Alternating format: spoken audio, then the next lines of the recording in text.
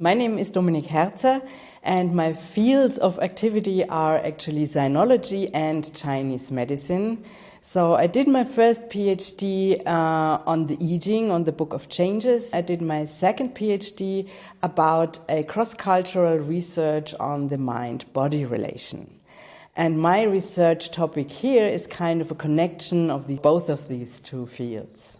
The goal of my research is how the Yijing, the Book of Changes, as a divination manual is used actually now in Chinese medicine, as well as in China as in the West. So I do also a cross-cultural approach, because then you can detect the blind spots you always have if you engage with a foreign culture. There was a key moment when I found out that in the Yijing, the graphics of what is called the Bagua, the 8 trigrams, are related to the body and its functions. So when I found out this, I became interested. This means, for instance, there is a trigram called Qian, which stands for heaven, also as for the creative aspect in every human being, and this is related to the head. And its opposite, which is Kun, standing for the earth and the receptive quality, it's like the quality of the yin, this stands for the belly.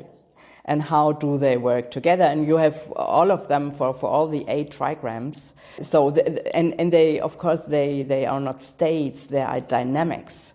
So the idea is, and they are microcosmic dynamics, and how do these microcosmic dynamics work in the body, in the human body.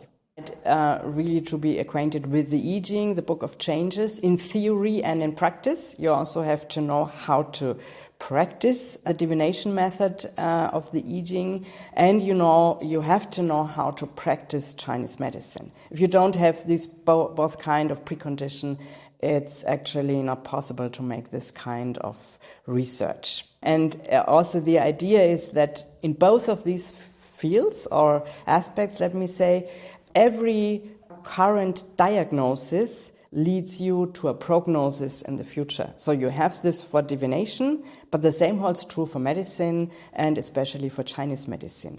Western medicine is a kind of evidence-based medicine, meaning we using scientific method to prove it. You cannot actually use this kind of scientific methods to prove Chinese medicine. Chinese medicine is much more about a dynamic of energy. We would call it qi. It's kind of life energy. And you can experience this life energy as a patient as well as a Chinese doctor. But it's very difficult to prove. There are still going on a lot of researches trying to do that.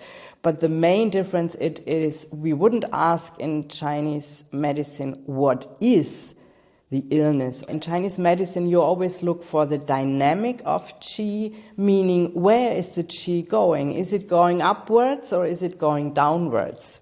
Is there a lot of qi going into the deep of a person, or is all the qi coming out?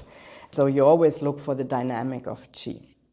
That's the most important aspect. The other aspect is that Chinese medicine in every kind is a preventive medicine. So what I just said, you're looking for the prognosis, means you look at a patient and you try to keep him healthy. So the same is if you're ill and then you start treating people, it's too late.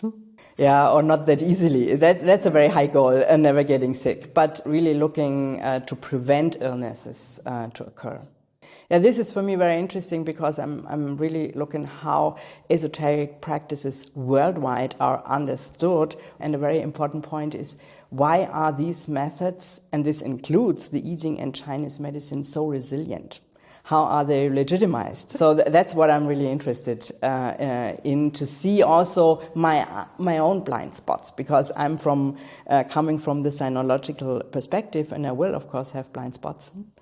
So they will show them to me if you look at the global, really at the global perspectives and all the colleagues from other fields. So I was lecturing about the Yijing, and an important aspect actually which holds true for the Yijing and for medicine, and that's the question of intuition. And intuition also plays a great role in every kind of so-called esoteric practice. you need an intuition to know what will come true. Of course, again, make me widen my horizon, make me know their expertise, but also on a personal level. Because I think this kind of dialogue, this kind of exchange makes you grow in a way, make your personality grow. So that's also something I'm looking forward. But actually, it's really the exchange with them.